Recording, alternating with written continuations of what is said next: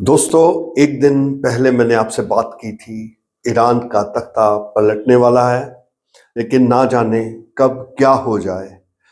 और दूसरी बात हमने की थी, क्या रजा पहलवी वहां के मुखिया बन सकते हैं, राष्ट्रपति बन सकते हैं, या मोनार्की सिस्टम वापस आ सकता है। क्योंकि इसके जो पिता थे, मोहम्मद रजा पहलवी, वो ईरान के शासक थे। तो क्या इस्लामिक रिपब्लिक के बदले में ईरान दोबारा मोनार्किकल सिस्टम को अडॉप्ट करने जा रहा है, या क्या मोनार्किकल सिस्टम की जगह डेमोक्रेटिक सेटअप जो है इसको स्थापित किया जाएगा। बार बार अखबारों में पढ़ने को मिल रहा है the comeback of crown Prince. Crown Prince कोई और नहीं, रजा पहलवी हैं, जो मोहम्मद शाह रजा पहलवी के बेटे हैं, जिनकी 1979 में मृत्यु हो गई थी। और वो कभी ईरान के शाह ऑफ ईरान के नाम से, राजा के नाम से जाना जाते थे। इनके बारे में हमने विस्तार में आपके साथ बातचीत की थी। आज हम ये बात करने जा रहे हैं ईरान के प्रेजेंट हालात क्या हैं। प्रेजेंट हालात, क्योंकि कल हमने देखा, वेट करते रहे हम कि शायद कुछ ईरान में बहुत घटित हो जाए। अब से मैंने एक और बात भी की थी, प्लीज न्यूज के ऊपर ध्यान से न्यूज को देखना और उनको समझना और उनकी तहकीकात कर लेना, क्या वास्तविकता में ये खबर जो फैलाई जा रही है ठीक भी है कि नहीं। कितने लोग मारे गए। 28 दिसंबर से ये प्रोटेस्ट जो है सरकार के खिलाफ शुरू हुआ और आज इसे 14 दिन से ऊपर हो चुके हैं। और अब तक जो टोटल अखबारों में लोगों के मरने की खबर आ रही थी, वो पहले तो 20-22 थी, फिर 30 पहुंची, फिर 40। 2 दिन पहले ये खबर जो थी कि ईरान में इस समय 500 से ऊपर लोग मारे जा चुके हैं। और ईरान की जगह, बड़ी जगह आप टाइटल पढ़ रहे होंगे तेहरान, क्योंकि तेहरान ईरान की कैपिटल है और वहां पे सबसे ज्यादा प्रोटेस्ट हो रहे हैं। इन बीते दिनों में, 2 दिनों में हमने ये भी देखा कि बहुत सारी खबरें जो बाहर आ रही हैं वो यही है कि लोग जो हैं अयातुल्लाह खमेनी की फेवर में जुलूस निकाल रहे हैं। एक भव्य जुलूस निकाला गया जिसकी संख्या जो थी लाखों में थी, और ये खबर जो है टीवी पे दिखाई जा रही है। अब मैं आपसे कुछ बातें करने जा रहा हूं। पहली बात, हमने ये समझना होगा कि ईरान में पिछले 6 दिनों से ब्लैकआउट है और इंटरनेट सेवाएं टोटली बंद कर दी गई है। जेन जी वो कौम है, यंग जनरेशन, जो 1997 के बाद पैदा हुए और जो कंप्यूटर सेवी हैं, और इन्होंने सरकार के खिलाफ बगावत कर दी।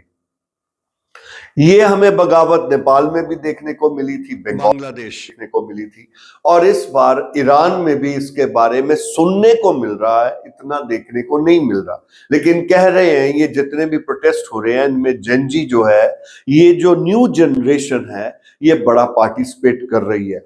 कितने लोग मारे गए, क्योंकि हम कुछ भी ऐसा ना बोलने, मैं ऐसा कुछ भी बोलने से परहेज कर रहा था, क्योंकि कोई भी खबर जब तक उसकी पुष्टि ना कर ली जाए, उसको ऐसे ही फैला देना जो है ये एक झूठ है और ये कोई अच्छी बात नहीं होती। वैसे तो खबरें इस समय यही आ रही हैं कि हजारों की तादाद में लोग मारे गए हैं, लेकिन क्योंकि इंटरनेट सेवाएं बंद है और साथ में वहां पे टोटल ब्लैकआउट है, खबरों के बाहर आने का कोई चांस नहीं था। लेकिन हमने आपसे बात पहले भी की थी वीपीएन के रास्ते, और दूसरा एलन मस्क की जो डायरेक्ट सैटेलाइट सेवाएं हैं उसके रास्ते से लोग अब भी न्यूज जो है वो बाहर भेज रहे हैं, लेकिन इतनी ज्यादा न्यूज जो है प्रकाशित नहीं हो रही। आज हिंदुस्तान टाइम ने एक खबर छापी है जिसमें, जैसे आप पीछे देख रहे होंगे, इस खबर में देखा जा सकता है, ये पिक्चर है जिसमें लाशों के ढेर लगे हुए हैं, एक ही जगह पर लाशों का ढेर। ये बता रहा है कि इस समय तेहरान में हजारों की गिनती में लोग मारे गए। ये कितने हजार हैं फिर भी हम नहीं कहेंगे, अखबार के मुताबिक 2000 के करीब। दूसरी बात जो आपसे शेयर करने जा रहा हूं, प्रेसिडेंट डोनाल्ड ट्रंप ने ये बड़ा जोर देकर कहा था कि आप प्रोटेस्ट करो, और ईरान की हुकूमत को कहा था मैं देखता हूं कि तुम इस प्रोटेस्ट को कैसे दबाते हो। अगर तुमने इन प्रोटेस्टर्स के ऊपर किसी प्रकार की गोली वो चलाई या उनको मारने की कोशिश की जैसे कि 2022 में हुआ था, तो मुझसे बुरा कोई नहीं होगा, तब then you will have to bear the wrath of the America. ये जो चेतावनी है, लगता है ऐसे चेतावनी ना रह जाए, इसने इस बार इसको कल फिर दोहराया गया है और कहा है लोगों से कि आप रिवोल्ट करो और इस अमेरिकन फोर्सेस बड़ी जल्दी ही आपकी मदद के लिए आ रही हैं। German chancellor Frederick Merz became the first group of 7 leaders to predict the downfall of Iran's regime in face of mass protests, saying it is in its final days. Bloomberg reported, when a regime can only hold on to power through violence, then it is effectively finished. We are now witnessing the last days and weeks of this regime. He's in Bengaluru. His comments came as politicians and investors weigh the possibility of the Islamic Republic collapse and the far-reaching consequences that would have on geopolitics and energy markets. The population is now rising up against this regime, Merz told the reporters in India, where he was on a 2-day visit. I believe that we are now witnessing the final days and weeks of this regime. It is very important to understand that in Tehran, the situation is very dicey, but we cannot predict anything until and final results are out. Because Tehran government is also bent upon in curbing the protest of the opposition, which is favoring none other than Crown Prince. हम जो हैं इस समय 2 प्रकार के protest की खबर जो है वो बाहर आ रही है। एक तो है जो प्रोटेस्टर्स हैं, they are favoring Khomeini's regime and they want Khomeini to stay and not to step down. और वो किसके अगेंस्ट नारे लगा रहे हैं? वो down with Trump and down with Israel, Netanyahu, इसके खिलाफ नारे लगा रहे हैं। दूसरा हजूम जो हमें दिखाई दे रहा है वो प्रोटेस्टर्स का है, जो खास तौर पे जब भी उनकी पिक्चर आई है वो या तो आग जला रहे होते हैं या पत्थर फेंक रहे होते हैं, और वो पोस्टर्स जो लेके चल रहे हैं वो यातुल्ला खमीनी के हैं, down with religion, down with Islam, down with mosque and down with Khomeini. उनके नारे में हर जगह पे धर्म के प्रति ये कटराव, धर्म के प्रति जो कटाक्ष है वो पढ़ने को मिलते हैं। मैं आपसे एक छोटी सी बात करना चाहता हूं। मैं ये कंपेयर तो नहीं कर रहा क्योंकि किसी भी चीज को आज से 200 साल पहले हुई घटना के साथ कंपेयर नहीं किया जाता। 1789 French revolution happened and at that time there was a great protest against the clergies. You understand at that time also the priests were attacked by the common people. They were crimes committed under the garb of religion by those priests, and that led to the downfall of the monarchy. Similarly, I told you, Karl Marx कहता तो है that religion is opium of the masses. पहली बात तो ये जो समझा गया ओपियम कोई नशे की बात नहीं कह रहा, और उसने कोई नेगेटिव सेंस में नहीं कहा था, उसने पॉजिटिव सेंस में कहा था कि रिलीजन जो है लोगों के लिए एक सुकून का कारण है, क्योंकि ओपियम का उसका मतलब ये नहीं था कि वो नशा है, वो सुकून का नशा जो उसे शांति देती है। रिलीजन का मकसद ही यही है कि जब हम मंदिर, मस्जिद या गुरुद्वारे में जाते हैं या गिरजाघर में जाते हैं तो जो हमारे मन में अशांति फैली हुई है या जो तनाव है, धर्म जो है कम करने में सहायता देता है। लेकिन होता क्या है कि जो धर्म के आगू होते हैं, जो धर्म को कंट्रोल कर रहे होते हैं, उस समय कोई भी धर्म कुछ बुरा नहीं सिखाता, मेरा अपना मानना, हो सकता है कुछ में होता हो, लेकिन जो धर्म के आगू होते हैं वो धर्म की कुछ ज्यादतियां करनी शुरू कर देते हैं, जिसके कारण धर्म जो है वो धर्म ना रह के अधर्म बन जाता है। ऐसा ही ईरान में हुआ।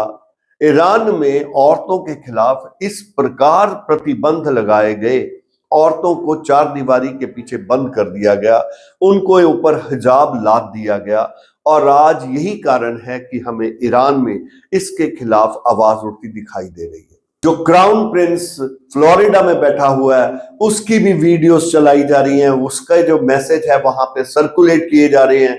ये अपने आप तो सर्कुलेट हो नहीं सकते। Definitely American government is after him and they want to install him once again.